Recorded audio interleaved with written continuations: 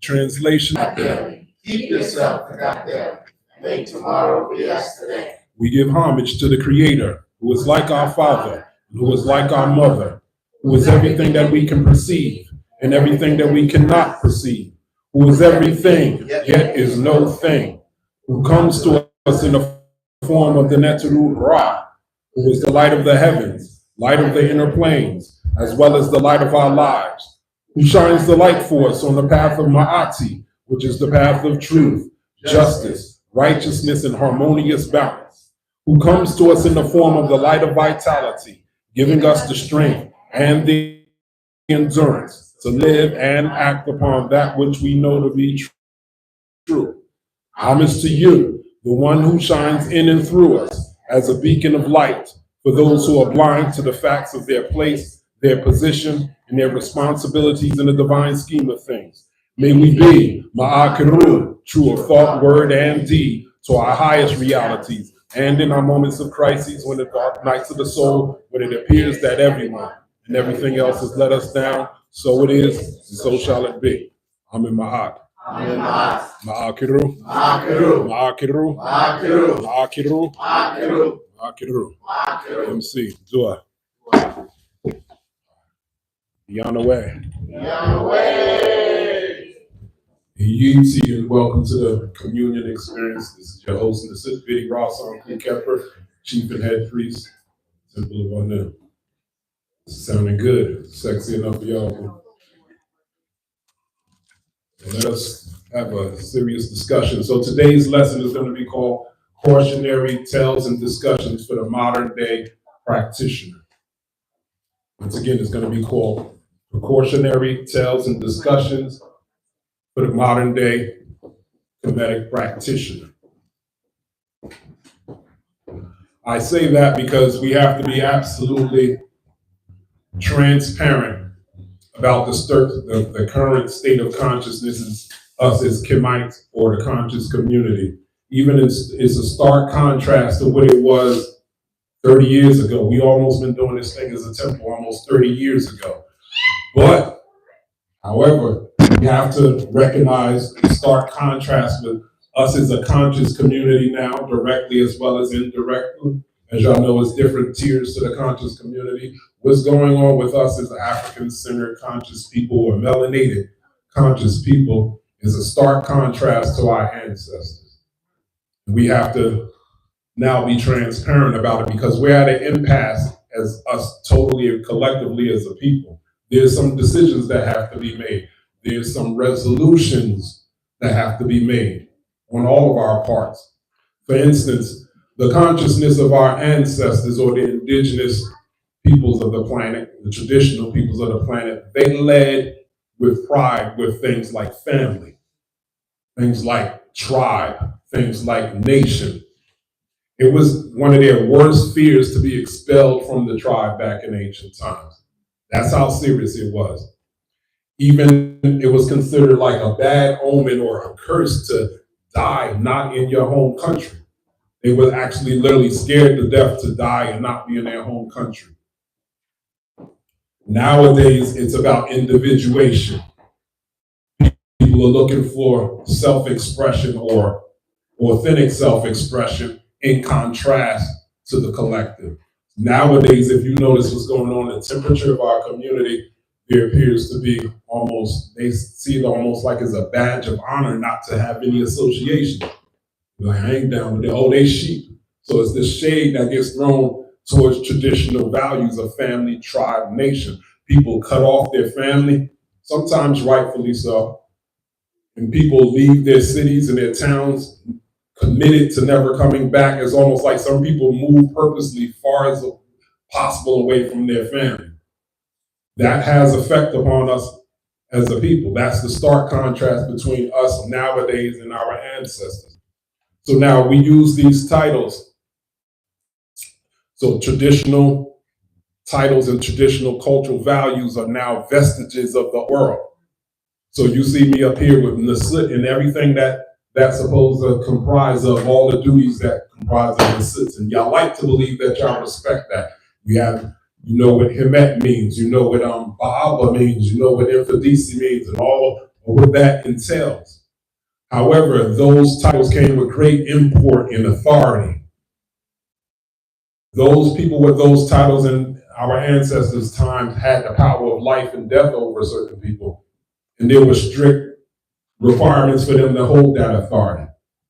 Nowadays, if we're honest, it's almost like our whole community is doing a cosplay version of what they think our ancestors were doing. Nowadays, you have to respect people's individuality. People really, y'all are all deciding to do what it is that you want to do when you want to do it, and you just kind of entertain this whole thing about being traditional. So what it is, y'all don't say, no, I'm not doing it. Y'all just strategically mismanage your schedules not to be able to honor your commitments and things like that. Oh, I'm not going to be able to make it. Da, da, da, da. It's not a no. It's not a direct no, but it's an indirect no. So what I'm alluding to is these titles. If you have a title with no authority to enforce it, then the title becomes a prison to the holder of the title. So here we are in this day and time. People are doing the individual thing and they're proud of it. They're proud to shirk authority and whatever it is that you say you stand on, whether it's respectful or not. Yet they expect the holders of the titles to adhere to the old world restrictions and disciplines while everybody else is doing their own thing. Today, now people are preoccupied with making strong statements and winning arguments, but not enveloping themselves in the experience of these traditional values.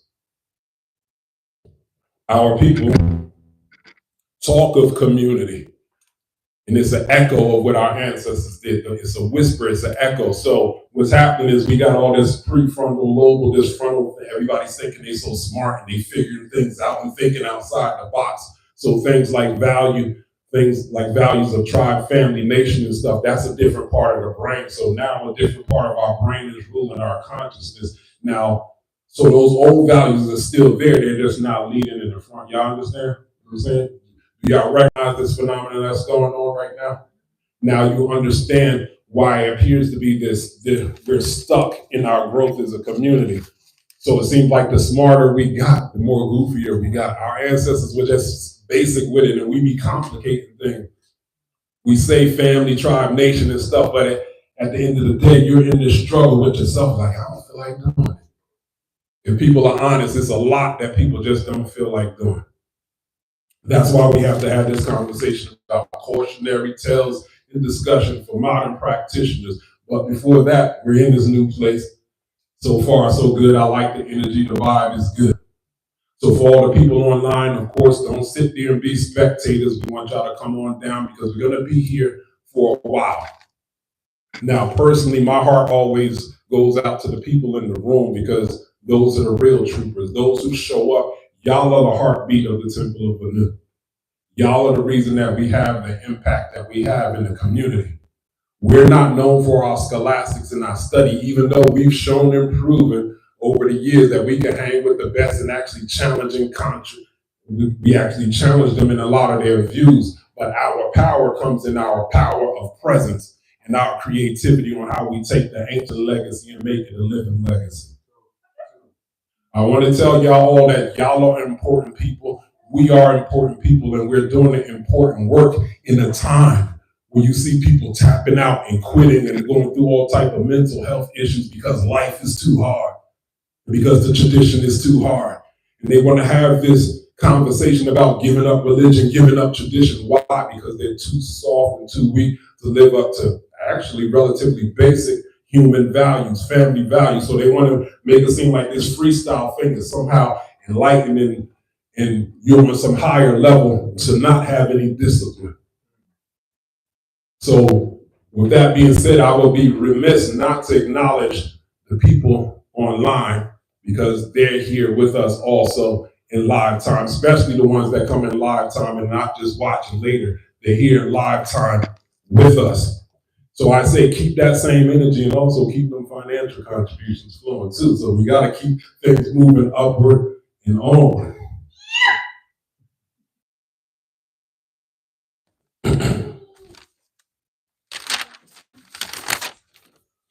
But honestly, with that being said, I have to admit there has been a decline in our support overall. Our highest support was during the COVID crisis. We had the highest support online as well as the highest financial support. We did our part as spiritual leaders in the community to be there for our community and give and provide support and answers for our community. But what happened is we came out of the so-called crises, and when it was time to reintegrate back into the normal structure of things, there was a dying off of online support as well as financial support. But we have to be fair that we're living in a time of social media. And this is a new thing in the psyche of our people that we have to learn to integrate into our psyche. We have to admit and be transparent that social media has influenced us to do certain things and go about things a certain way. We have to be transparent that social media has influenced us not to do certain things we knew we're supposed to do, but for whatever reason, we're no longer doing. So back in the day, everybody had that black box called the television in their home. Before the television, it was the radio. All of that was for entertainment purposes. So you went from the radio, which increased everyone's imagination. You used to listen to the boxing fights and wrestling fights, and you used to listen to the soap operas, and that was the next best thing to read in a book. It stimulated the imagination. Then they went to the television. They gave you pictures, faces, actors, and things like that. But we have to realize that that's still passive aggressive. We've marginalized life to forms of entertainment. So now we got these phones and iPads and things like that. So now everyone's carrying their TVs and their radios around. And now we pay for these payment plans. You got your little phone bill and you pay for these little apps, and it gives you access to the wisdom of the world at your fingertips when you want. But let us not forget that TV, that iPad, all of that is still considered entertainment. So some of y'all feel, I paid my phone bill or whatever, I got access to everything. So you think you paid your dues. So you're paying your dues to this third-party server to have access to the wisdom of the world, right? Y'all awake? Just checking. So you pay your money to have access to the wisdom of the world, but check it out. Here we are, we're trying to grow, but we have to pay the overhead. We have to pay to that same third-party server that y'all gotta pay to be seen by y'all. So here it is, you think you've done something, but all our money is going to some person, and then everybody's wondering why the legacy is not growing, because you haven't really invested in any considerable way. So if we're gonna be honest, money is the symbol for the exchange of value in this day and time. Can we be honest about that? Everybody be trying to downplay, oh, our ancestors, we had cowrie shells and we'll trade fruits and vegetables. No, money is the symbol for exchange of value in this day and time. And people in this day and time don't value what they don't pay for. So once again, this sacred legacy, this sacred work of ours has been relegated down to entertainment because people are not investing. But when people look at Temple of Anu, they see Hemes, they see Bahabas, and they're like, why aren't y'all doing more for the community? They think it's supposed to happen magically. So if you need or want for us to do all of this stuff for the community, they want it to be done free too. They want the money to come magically, the funds that we do all of this free stuff. But if you're nickel and diming in the legacy, and you put all organizations, whether religious or spiritual or cultural nationals, you put us in this position where it feels like we nickel and diming the people to do what it is that y'all know is supposed to be done already. That's why we have to have these conversations called cautionary discussions for the modern day practitioners. Let's kick it up a notch. There's a lot's been happening in the past 3 years since COVID. Technology has speeded up. You got the chat GPT, you have the AI that's taking people's jobs. Now, if you heard in the news recently, you heard that Elon Musk was successful with that Neuralink thing, with putting that chip in somebody's brain. He's claiming it for paraplegic people or people that have some organic or disconnect with the body or some problems with their body, but who knows what is that going to lead to? So it's like since COVID, the world sped up. It's like we heading towards the Jetsons fast and Star Trek and all of that stuff fast. So what's going on? So since then, even louder than ever, they're doubling down that they hate religion. They're doubling down that they're sick and tired of leaders. And they're doubling down that they don't want any form of censorship. So let us have the discussion as initiates, not conscious black folks, not well-informed idiots. As initiates. As initiates, no initiate has a problem with anybody's religion. I'm gonna repeat, as initiate, you have no problem with anybody's religion. That's their right to believe what it is that they want to believe. So all of this talk about, because really that thing that they're calling religion is, it comes down to a code of ethics, values, fellowship, and organization. So their theology and the color and the ethnicity of the theology is none of your business. Every individual that's considering themselves adult, they have the right to make their own decision to be a part of whatever tradition that they want. This is how initiates think. In Africa, in ancient times, when people went to war, they wasn't fighting no religious wars. When they went to fight, what's going on?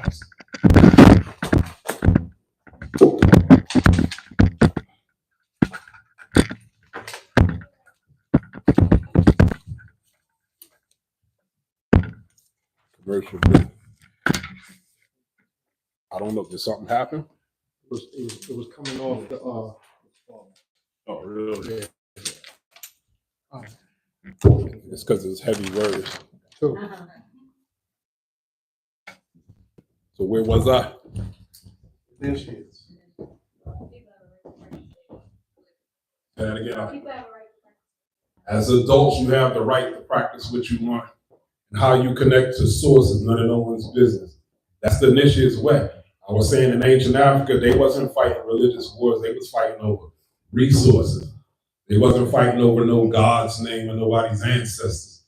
If anything, what they determined whose gods and ancestors were more powerful is who won the war.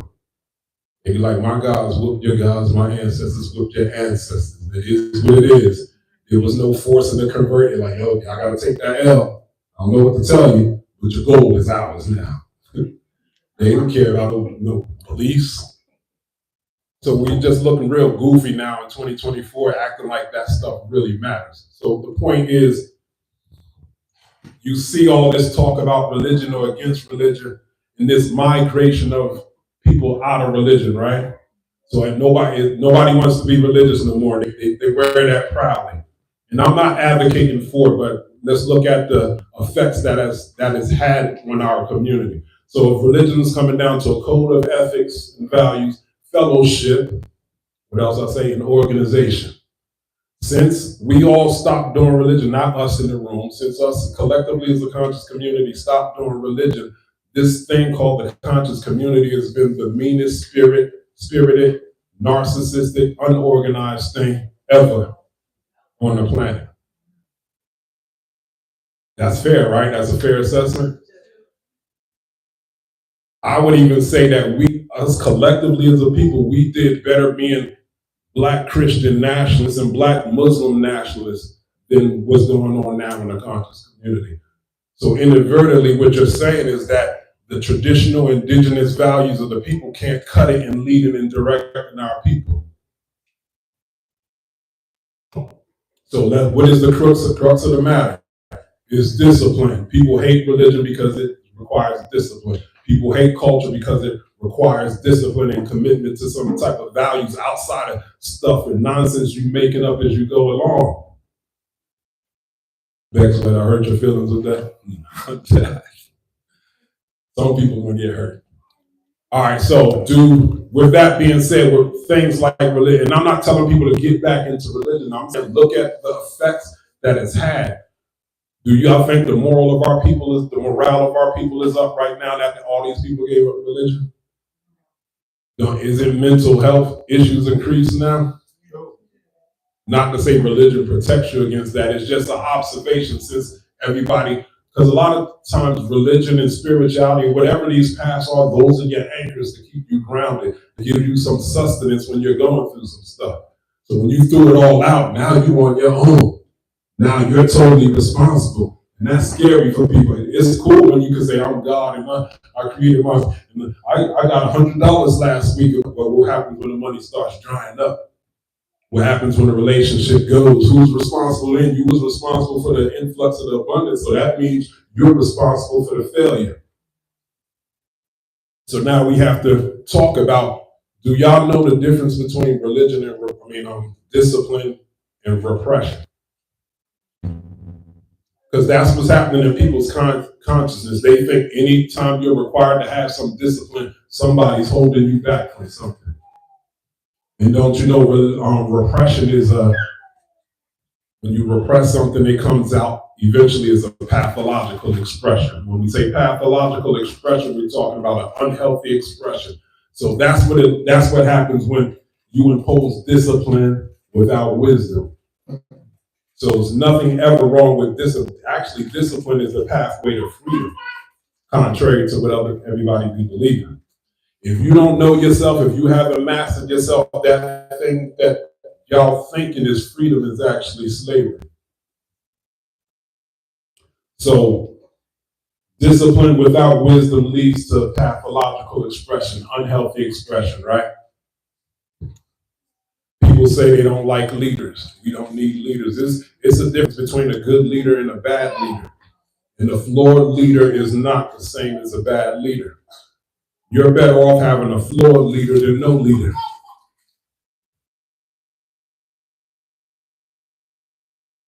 You're better off having a flawed leader than a bad leader. Our tradition is known for creating leaders, but you ain't talking about no leaders. You're better off having a flawed. A lot of y'all heroes and sheroes from the past, very flawed individuals. A lot of their flaws was actually their superpower. Shaka Zulu was a straight tyrant, but because he was a tyrant, he got things in order back then and kicked them white folks. But they studying him in history. But to be honest, he would be a difficult leader to be under. But that, y'all see what I'm saying? That flaw was his superpower. So why do we project perfection on our ancestors? And anytime we show a flaw, we are out of here. So there's nothing wrong with leadership. Nobody was perfect. So they would have, the onus becomes on them, show us who did it right.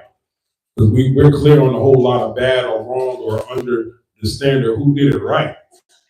A lot of our people did it right. A lot of our people did more right and was flawed than this whole thing is we don't need leaders and therefore nothing happens and goes wrong and everybody's looking around, oh, we as a people, we need the such and such. We as a people, that talk has always been there, but there's always been bold, flawed individuals to step up and take the charge and do something about it. So what about censorship?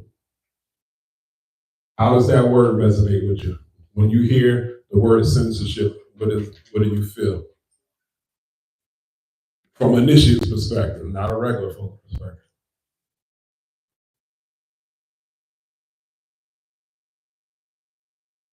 Things what?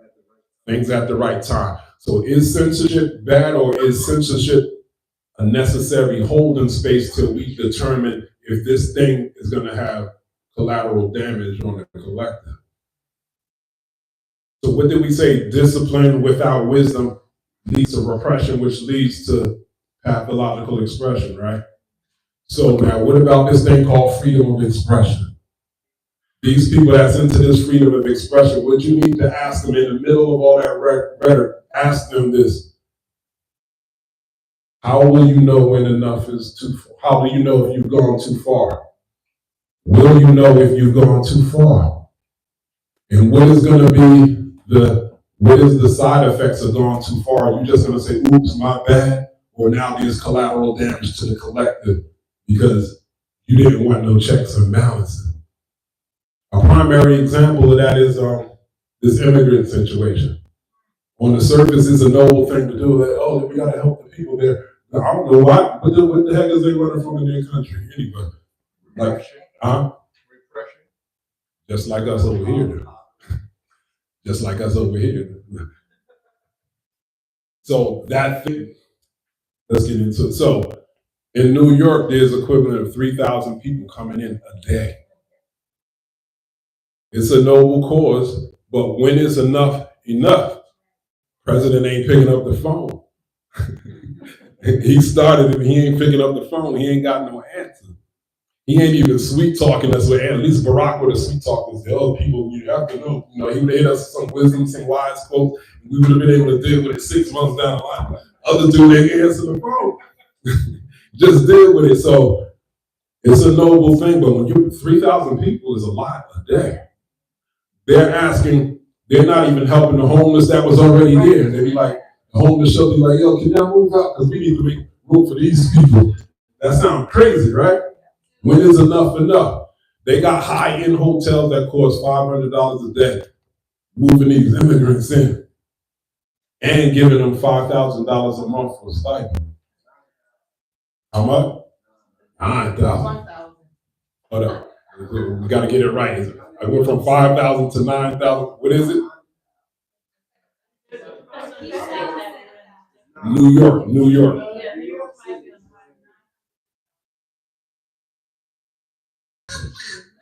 Without working, just existing. When the last time you got $9,000? Oh, you said 900 to 1,000. Just existing. When was the last time you got $900? Anyway, so this is what we're dealing with. They don't want to have that conversation with the 40 acres and the mule. They don't want to have this. They don't want to have that conversation about reparations. They silent on it. So let's kick it up a notch. Cautionary tales for the modern day practitioners. They be like, I thought we was getting into it. I thought I was into it. Now we're going to kick it up. So I want to revisit that conversation that Himmet had last community. What did Himmet talk about last community? Y'all remember? This is a whole different crowd. Like I wasn't there. That's like expression. What else? What you were saying, Nancy?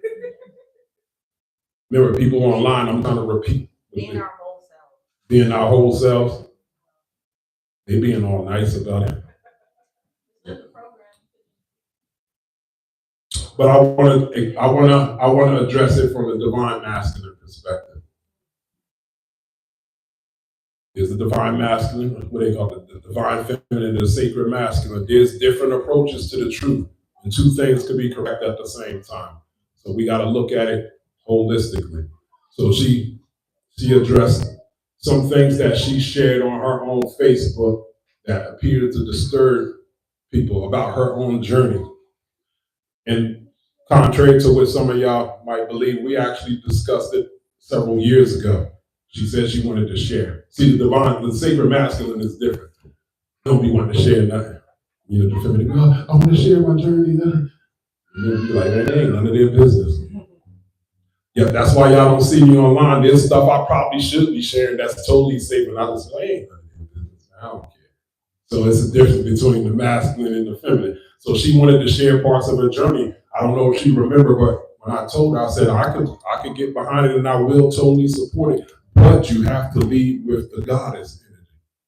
You have to lead with Heru energy. So therefore, it's always in cultural context. And if people got an issue with it, they got to deal with God on it or the goddess on it. And they got to deal with their lack of understanding of what they thought God or the goddess was.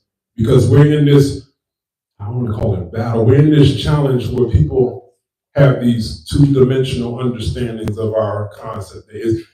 Heru and all the deities are on paper, and you got a bunch of definitions.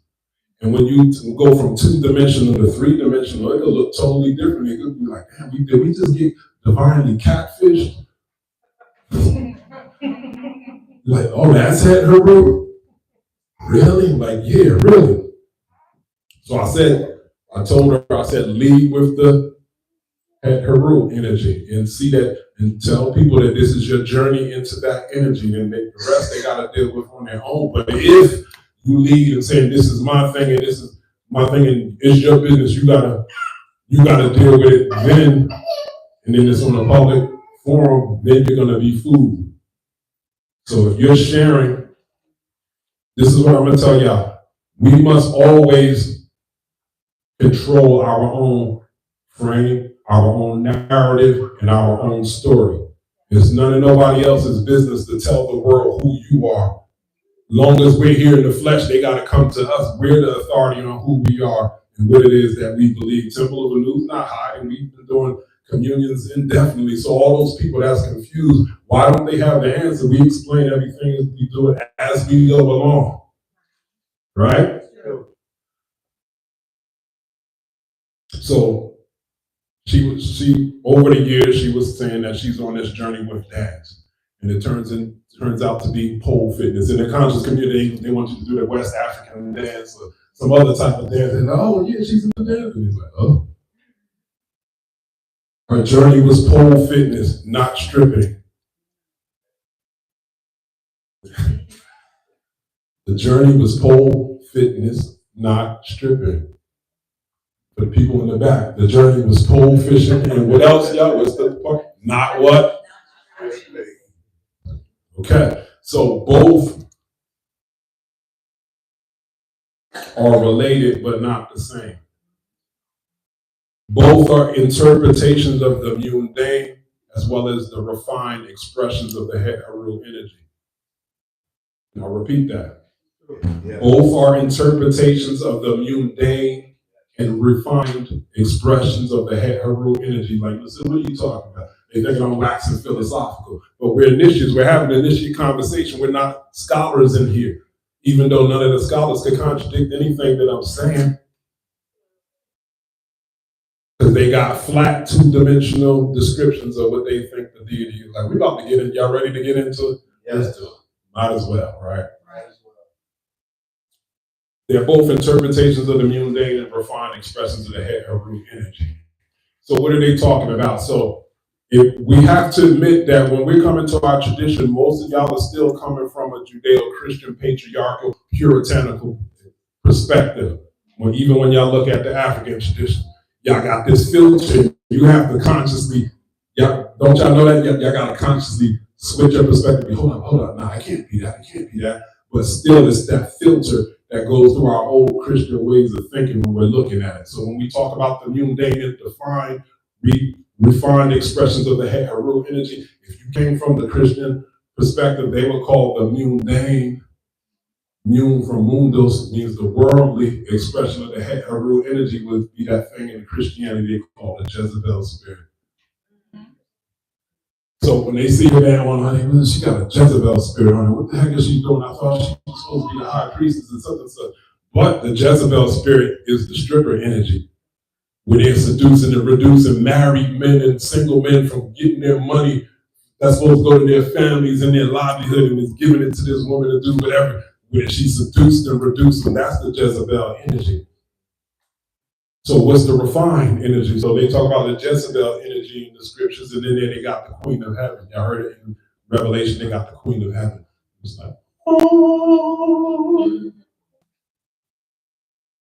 wow. And that's the pole aspect of it.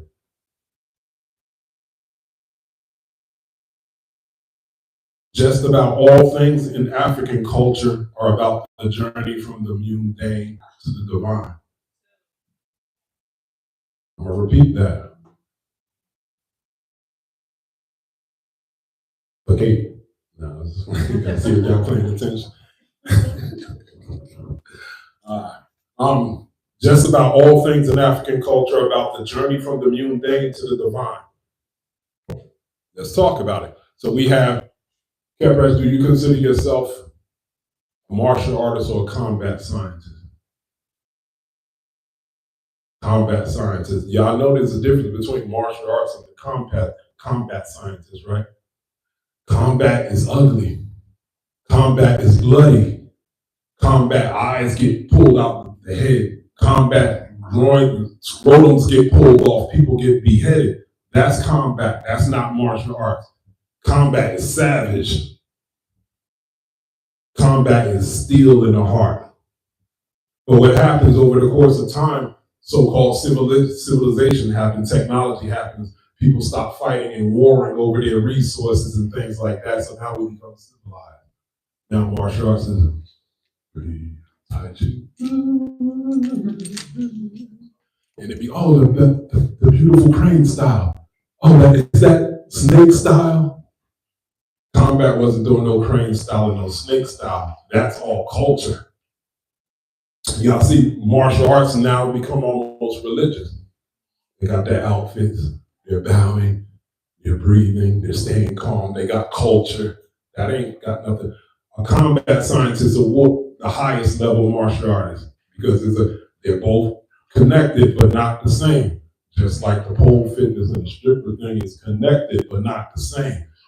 The roots to martial arts is very mundane, it's very earthy, unapologetic. Just like that contrast between the pole and the club. Y'all old patriarchal consciousness got y'all contrasting. You're like, but still, but still, I get what you're saying, but still, let's bring it to the Kemetic legacy, let's bring it home. What about when I say the scarab? What is the scarab? Kepler. See, now y'all trying to go up, now bring it down. What is the scarab? Dung be, what is, y'all being nice, what is dung? Dookie. Dookie, doo-doo. Let's talk about it.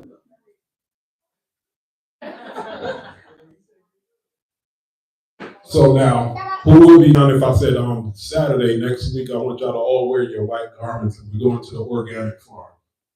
In the organic farm, we're going to see Heru as the form of the great cow. And we're going to, with our hands, we're going to go and pick dung. We're going to mush up the dung in our hand. We're going to blow on it. And we're going to walk around until it's dry. And when it's dry, you're going to put it in your pocket. You're like, whites? And then when we go home, you're going to put it on your altar. Like, what? Dung. Y'all see how we're seeing how something mundane goes? So we watch something in our culture go from dung to divine. So it went from dung to the sun disk to one of the highest expressions of God there is. It's one of our expressions of God. So from dung to the sun disk, that's bar. That could be a whole writing right there, from dung to the sun disk. So y'all tend to embrace contrast and contradiction as long as it's ancient. But when contrast and contradiction comes in the current time, it's all contradictory, throw them out. It's all contradictory. So let's deal with the mundane. So that thing called stripping comes from Black African American women culture. Remember, culture is survival strategies, right? Single mothers, disenfranchised mothers had to do what they had to do to survive. And what did they have to do to survive? They had to seduce and produce some of the same men that abandoned them to get that money to survive. Who do you think taught them white women how to do pole fitness? It's not just white women teaching now pole fitness, it's Black women teaching it. It's just householders teaching that, but they got that from the Black women. Just like who y'all think figured out the stuff with the dung beater? Black women. Why y'all quiet? Y'all mad because it's making sense? So the dung represents the club. The pole represents now something that's being considered for the Olympics. So that thing called pole fitness is now refined to the point where in about 5 to 10 years, for the average American, African American white woman, that's going to be the new yoga and Tai Chi for women. I'm in my 50s now. When I was in my best shape, I can't do what the women are doing on that pole. I'll be like, damn.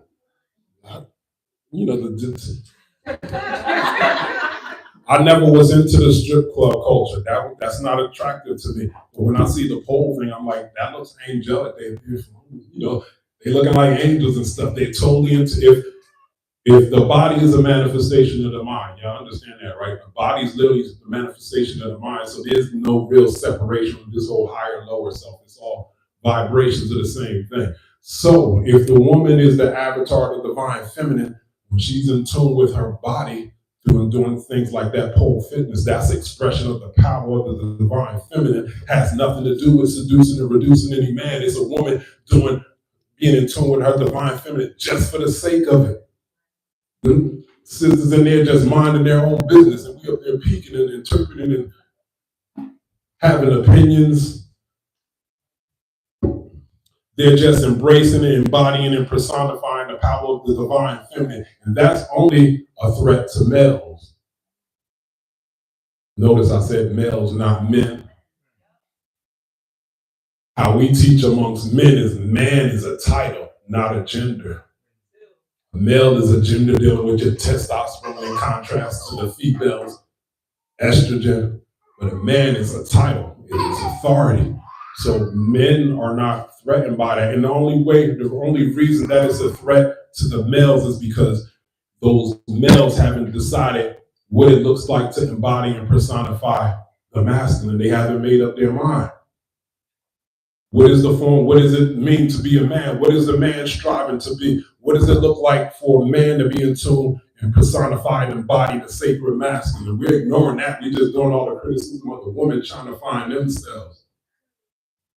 So we let males and not men lead the discussion. But the jury's still out on what the heck does it mean to embody the divine masculine. Something for the men/males need to think about. Instead of policing the women.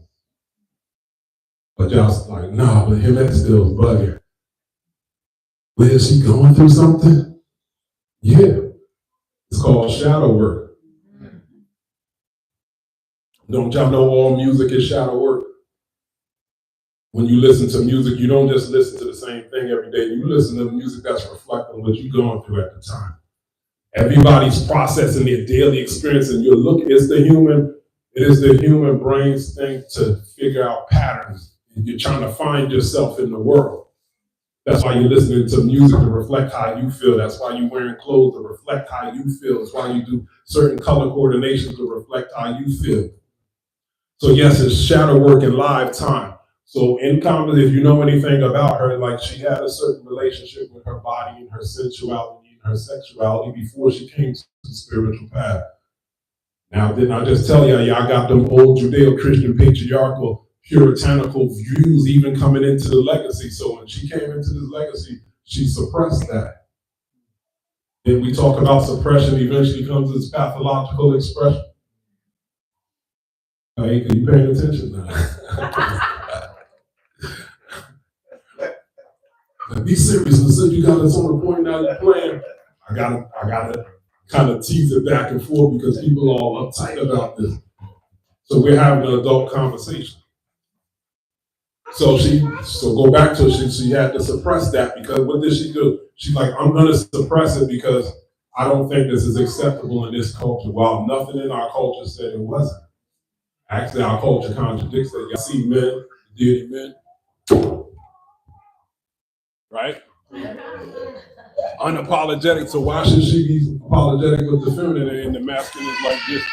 None of the men is walking around doing the men thing. What's going on with the males? That should be the answer to this other thing, but the men is all bashful. Put it away. Old puritanical views. So once again, so she suppressed it and did what the church did. You have to be respectable. Stop that. I'm uncomfortable.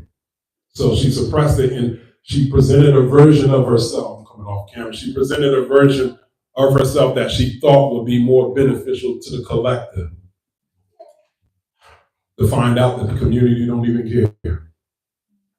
Only to find out that some of the very members of our community ridicule some of our accomplishments in spirituality. To find out even many people in our own circles stop liking her because of this other version of herself. And then you be like, damn, so what am I supposed to do? I changed myself to be this better version of myself for the people and they don't even like that. What is a person supposed to do when that happens? You're like, damn, I changed for y'all and y'all don't even like me. And this new version is suppression, so therefore it's undermining my health and my well-being. I'm getting sick trying to make y'all happy. And y'all never happy. Because you ain't even in tune with who you are, or you living fighting suppression yourself. So what do you do? What is a person to do? At some point you're gonna say like, hey, yo, I don't care about how y'all feel anymore. I'm gonna embrace or reintegrate myself. So now, part of reintegrating herself, she feels powerful. But they say with great power comes what? Now here's the shift. Because everybody, oh, he gave her room, she can just do what she wants. Nobody, we can just do what we want. We ain't gotta care about how nobody thinks. With great power comes great responsibility. Cautionary tales for the modern day practitioners. Once again, I'm going to remind you, all of us first trained through our Judeo-Christian puritanical views. She spoke, I asked y'all, what did Matt speak about last week, and y'all started getting all tight. Y'all energy started contracting.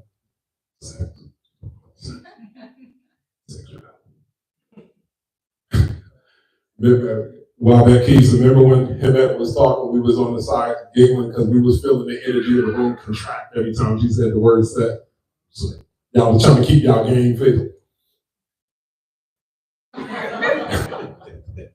Y'all was doing good, but it was something going on every time she said this. You like, what the kids? You like, y'all forget we got a deity that be standing like this. Did y'all forget? Every time she said that, the energy of the room was contracting. But check it, which is interesting because that's your old ghost of Christianity creeping in. But what happens when I say cracker, white boy, or nigga? We done reintegrated nigga back into our vocabulary. We love that one. We can't give up nigga. It's because it's still a term of endearment. We somehow feel empowered by calling a white man a cracker. Those are terms that we were supposed to feel contraction and shame and embarrassment from. But something like sex, sensuality, sexuality, the bringers of joy in our lives, we getting tight. Stop it. Don't embarrass. So now we gotta go, are you really in tune with the Hecaru energy that you said you embrace? Or you want to listen to the scholars and just regulate Hecaru on paper to music, dance, and art? But yet we got men. Men in Hecaru are unapologetic in their powers of sexuality. You listen to the scholars like, no, it don't mean that. It means the crops of the ground. And to stay away from that. But then they tell you that you're the gods, or the gods of forces inside you, except when it comes to that thing called sex. That got to do with crops. That got nothing to do with your regenerative power inside. Listen, sexual energy is the most powerful energy in the world. The average human being is walking around with enough energy just being generated in their body to blow a manhole cover 20 feet in the air. Do y'all know how heavy a manhole cover is? Don't y'all see them get them? Maybe you have to pry it up, and it's heavy already by itself, but you got enough force in your body to make that heavy. It's probably about 15, 20, 25 pounds. It's enough to make that thing blow up 20 feet in the air. And that's just a regular so-called weak person. That's not people doing yoga. That's not people doing kundalini or breathing. That's the average weak Negro walking around with that much power to blow up a manhole cover. Now add spirituality to that. Now add ritual to that. Now add breathing, kundalini. Now you start seeing where spirituality and sexuality could become problematic, right? If you're already walking with that power dormant, now you start waking it up with all this other metaphysical stuff that you're doing that's now unregulated in the community. Now playing with metaphysical stuff, unregulated, you're increasing that energy. More often than not, people fail when trying to integrate spiritual energy and sexual energy. I'll repeat, more often than not, people fail when trying to integrate sexual energy and spiritual energy. The two polarities are the same thing, but people are failing miserably. Why? So if people are failing miserably, should we stop? What Aaliyah saying that song? If you fail, pick yourself off and try again. So it doesn't mean just because we failed, if you failed, what have you learned about yourself? What have you learned from the situation? What are we talking about failed? Have y'all heard of, y'all remember about 10 years ago, they had a thing called Bikram yoga, hot yoga, and they was doing yoga in the steam houses and stuff. That was a big move. There's a documentary on Netflix about it. That whole legacy is ended because the leader of that had sexual harassment. Remember, messing with all that breathing, that fire and stuff. His whole legacy is ruined because he failed to integrate spiritual energy with sexual energy. True story. 20-something years, a personal friend of mine who was a Kemmunion initiate at the time, he had one foot in the legacy and one foot out the legacy. He was working in South Jersey with a local up-and-coming pastor. The up-and-coming pastor was very charismatic. He was starting to get some traction down there. And one night, in a personal prayer meeting, the pastor said, "The Spirit of the Lord is telling me to perform fellatio." Pause, right? Pause. So everybody head go back, but that's a true story. The failure to integrate. So he got this force in his body that's raw. If you don't know how to integrate and transmit, then Kate used the word alchemicalize. Alchemize. If you cannot successfully do that, it's going to be trouble. What about the bad rep that Tantra gets? Y'all know that Tantra and its connection to sexuality, a lot of them teachers epic failure. A lot of stuff comes down to SA, so-called sexual assault, because they're failing to integrate. It's a dangerous game playing with I ain't gonna say playing with, experimenting with trying to master that sexual and spiritual energy. Notice that most of those pathological expressions are coming from the men. All Tantra yoga is the men abusing that authority. Why do y'all think that is? It's a modern conversation that's going on in the community. Women control access to sex, men control access to relationship. According to, I don't know where the numbers come from, this is what I'm hearing now. They said 33% of males are virgins.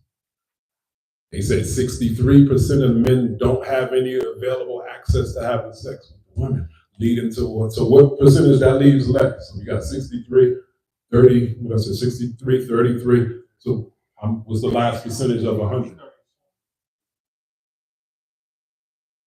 What is it? 63 plus 33, what is that? So 7, so that means faithfully and unfaithfully, most of the women are all having sexual congress with that small percentage, and not the 63 that's like, yo, what's up? So what are we talking about? So now, certain men are considered unviable because they're not seen as select. So certain men do stuff like go through these elaborate initiations and get these ordinations to become part of the select, because y'all women choosing, y'all got a type. So now it's like, oh, I got all these initiations, I'm ordained, I can teach you Kundalini yoga, I can teach you Tantra, such and such. Now this person with unhealed sexual energy is now the authority. Now y'all see how the pathology starts happening, this unhealed energy. So now men are abusing. True story. Another associate of mine that was part of another African tradition back in the day, 15, 20 years ago, he called himself trying to promote this other system by coming at me in a way he was just like, hell, if you do this initiation, the elders will give you the power to have any woman that you want. I was like, he even threw Beyonce name in it, like, you wouldn't want somebody like Beyonce, they got rituals, you could get Beyonce. And he thought he was selling me on something. I lost all respect. There was no thing about family, nation, higher purpose, ancestral veneration. He went to the lowest possible denominator. Another true story. So, we got the Cemetery movement that started with Baba. There was another, I'm not going to name it, there's another rival Kemetic movement that was going on simultaneously at the same time. They were more popular. They had more traction at the time. We had up and coming priests coming from our tradition, up and coming powerful priests, historian priests. Members from that other sect was coming, poaching these new up and coming priests by pretty much saying, like, if you get down with us, we'll make you kings in your own regions and we'll give you wives. You'll be able to have multiple. It's that same stuff again. So now you're bribing people with sex and sexuality to make moves that's supposed to benefit people as a person. Now y'all start seeing how the pathology happens in men's head. Just this repression and this control to access. Y'all follow me? Or so with great power comes great responsibility. So now we have to have this conversation about the women. So the caution of the women to freely indulge in their sexual expression and not say, well, what about the influence of what happens to that sexual expression? Then I just say about when social media influences us one way, then it influences us in other ways. It's probably not healthy for it to influence us. So when we just have women just freely indulging in expression of their sexual energy, as a man, as a divine masculine, I would just say, where's the accountability in all that? Because there's power. And remember, it's a powerful thing. Those who have power have to have some type of accountability. So some of these women would say, why should I have to suppress my sexual energy just because a man can't control himself? Occurred to you agree with that, right? Why should a woman have to control her expression because a man can't control himself? So now we have to ask, was a man ever really taught how to control himself? Or was it just suppressed? Remember, nobody wants to do initiations no more. Everybody, I'm God, I create my own reality. So certain things are not being taught. When aroused, the prefrontal lobes and the prefrontal cortex is suppressed and the reptilian brain awakens. Sex, black. Put that cortex out the way, that reptilian brain is like, yo, I'm either gonna fight or I'm gonna do that other F. Y'all know what that other F is, right? So sex does that. Or the idea of it. So sex is actually a trance. Sex is actually a state of absorption. So when you're yielding your so-called expression to flirt with that energy, you're literally throwing men in the trance. They shit. You think they're supposed to know better. Like, this is raw energy.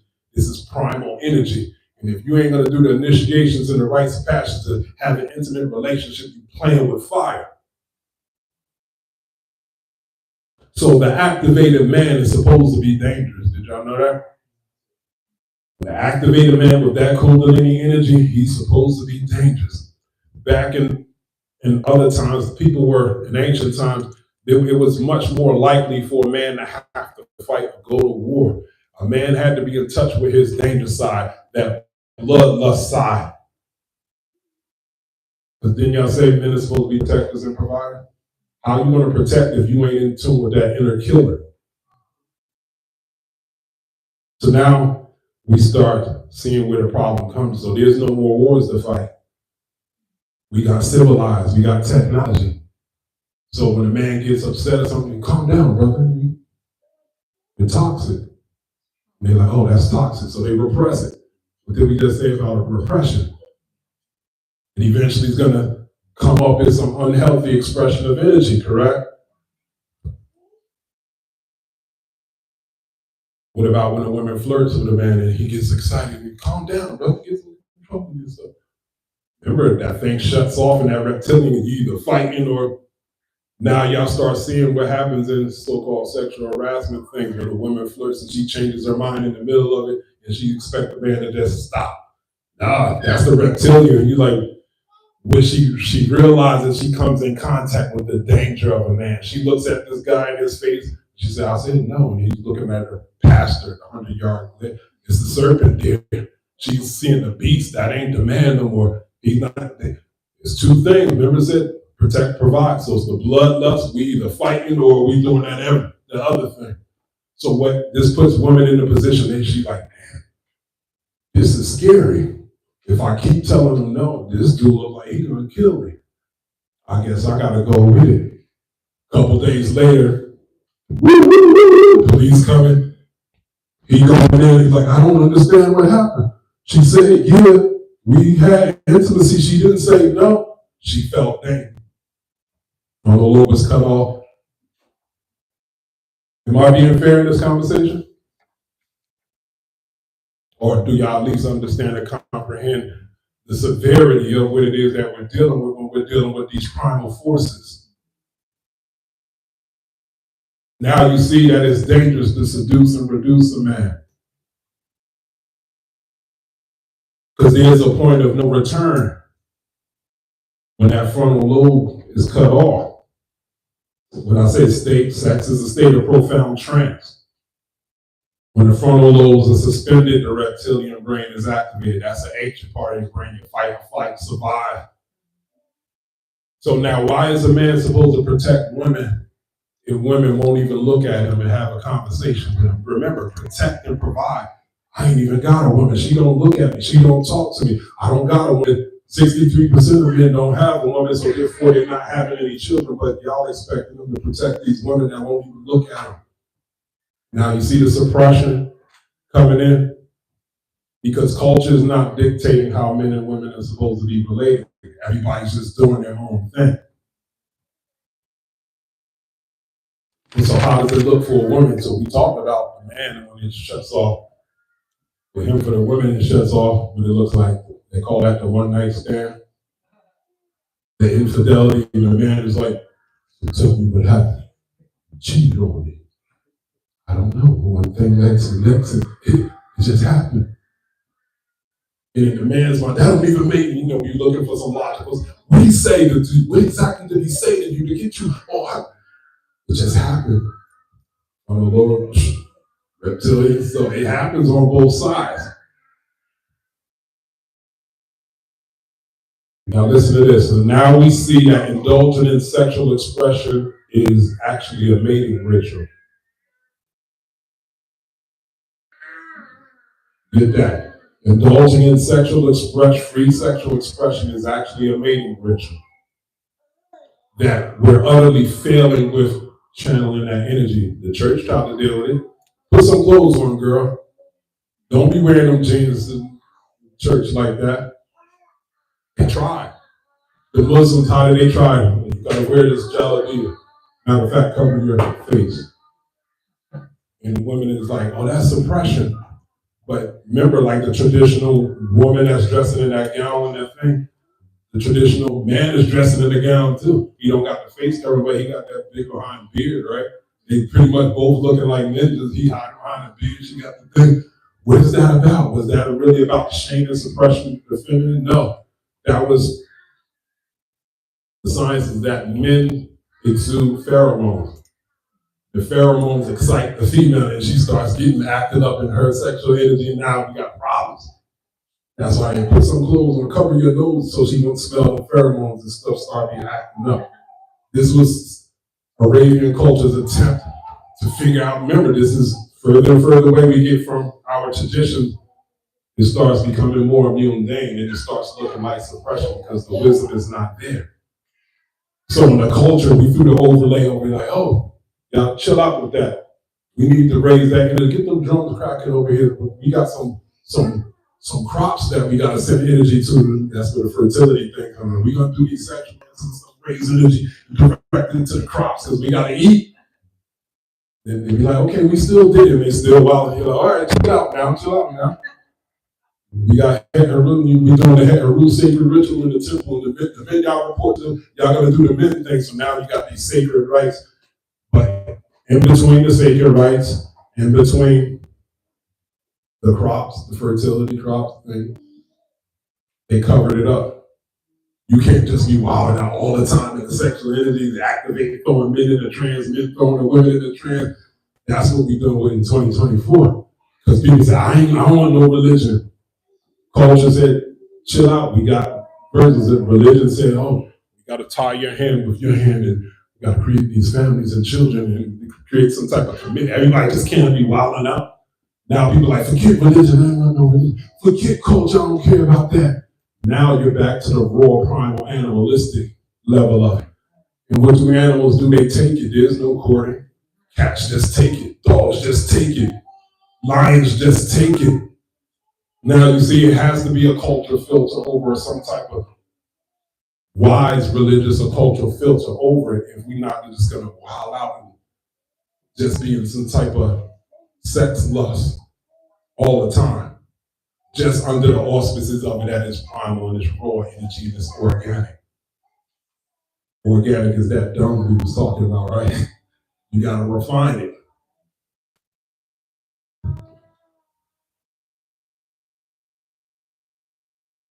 Raw animal desire with no rules equals danger. So you're looking at SA, sexual assault or perversion. We learned that through Hollywood, just the free indulgence of into that energy, that free expression is now, look at Puffy's name, is he up there with perversion? When you see Puffy's name, perversion. Huh? Yeah, raw animal desire, primal urges. No, I said with no rules equals danger. So if you're not going to sublimate and direct it to something purposeful, you're playing with fire. So we look at Puffy, his name is synonymous now. Puffy was one of those dudes that was part of the non-select. He did what he had to do to become the select, but dealing with that unhealed energy, he's wilding out with it. So now T.D. Jakes enters the chat. The spiritualist. Now, this is the danger of the whole thing. I don't think he did it. I actually appreciate some of his message, but we're about to find out, all right? So look at the danger in this. So here you got this person that got this legacy of doing all these things, mega church or whatever. Y'all can love or hate him if y'all want. He's got a legacy. So he's decided to associate himself with somebody like Puffy. I understand his mentality. He's just like, those folks, remember, this is Christianity. You got to save souls. So here he is, he got this posh mega church while some of the souls that need to be saved is in hip hop, wilding out and all that perversion. So he could be like, I can strategically place myself to one of the epicenters or the embodiments of the perversion and give these people an opportunity to approach me to possibly save them. Like, oh, I saw your thing and such and such. When's the next service? I believe he was strategically putting himself in position to influence people. But what did we do? They were like, nah, he did it. He's part of that perversion like them. Nobody cares about what it is that he actually stands for. They decided Puffy's perversion, free expression of sexual energy, he's associated, he's guilty with it. Now y'all see what we talk about with spiritual energy and sexual energy and how we gotta be careful with our free indulgence of it because people are gonna interpret it the worst possible way. Remember the dome or the disc. And people like to believe the worst of you when you're trying to do this, when you're trying to harmonize or alchemicalize sexual energy and spiritual energy. So now his legacy is forever tarnished just because of his proximity to so-called perversion, which is freedom with no censorship. So to bring it home, to close it out, y'all saw the movie Troy with Brad Pitt. Troy. So Helena Troy, the warrior king Agamemnon, and there was another warrior named Hector. So it's a precautionary tale about this free indulgence in sexual energy. And this thing made history. We're here talking history over two individuals who chose to break religion convention and just indulge freely in their sexual energy because that's what, my spirit resonated with that. So Hector's, I forgot what town that they was from. They was from a formidable town that had a formidable army. Hector was the lead, the warrior chief under his father of their town. Agamemnon was the warrior king to be feared. And he had Achilles, which was Brad Pitt's character, who was damn near a demigod.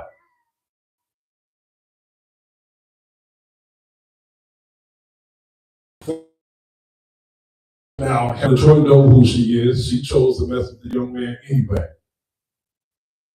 Agamemnon find out that with my wife, you're some young cat guy. What young cat? Where they from? He come knocking at the door. Hector's like, what's up? He's like, my wife, this is what's up. You know, just blackifying. My wife is what's up. What's up with your brother? Remember, Hector's warrior too. He can't be no punk about it. Like, man, wait here, man. Right. Go to his brother. That's Agamemnon, bro. But I love her.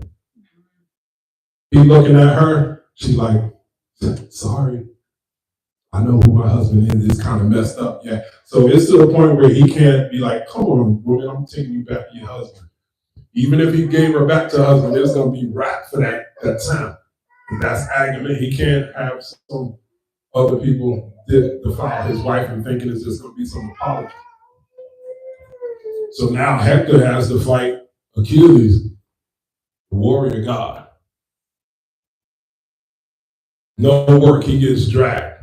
The point is, all of this because his brother couldn't hold his meat suit. And Agamemnon's wife couldn't control herself. And they just said, forget everybody, I'm indulgent, but we love each other. And now a whole town got slaughtered over two individuals who didn't know how to control themselves.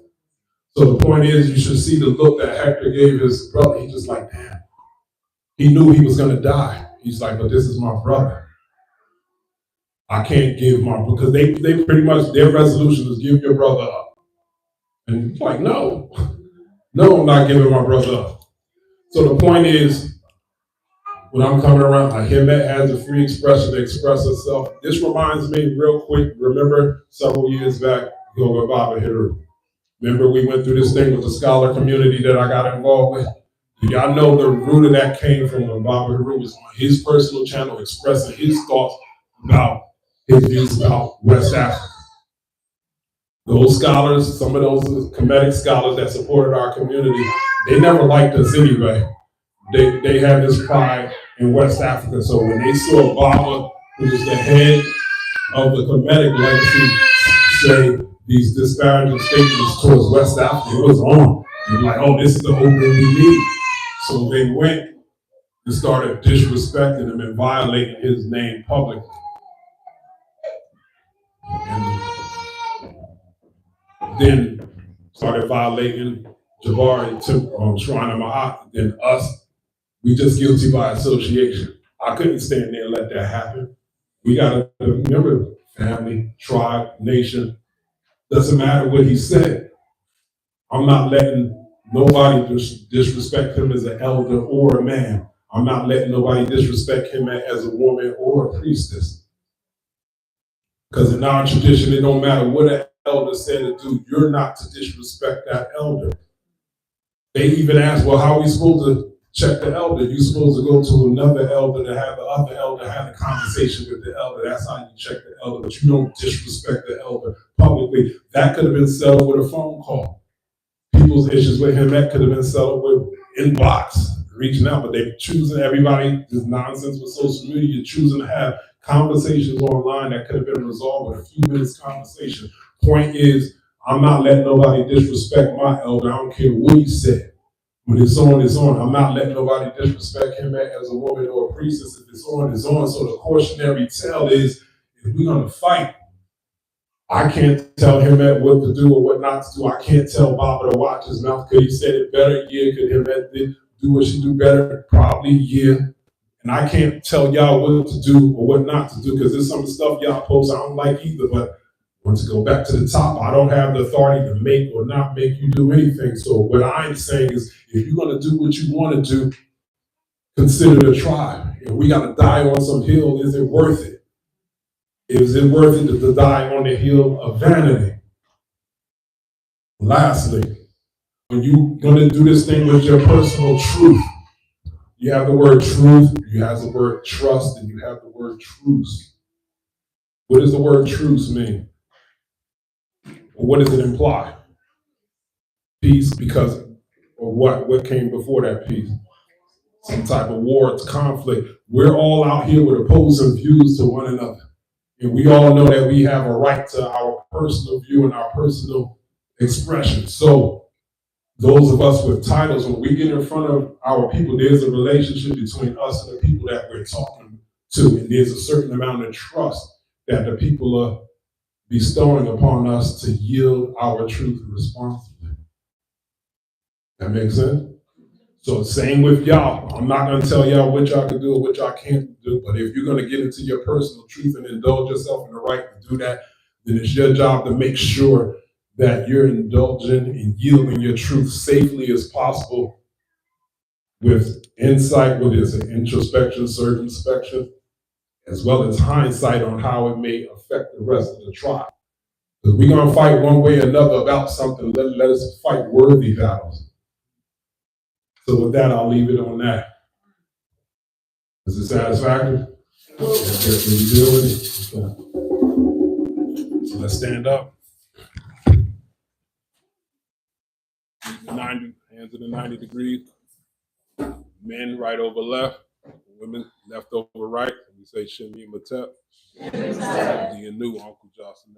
Bring it into the heart. Come down on the count of 3 on your right foot, stomp and ground out and anchor. Wasanu Shemet.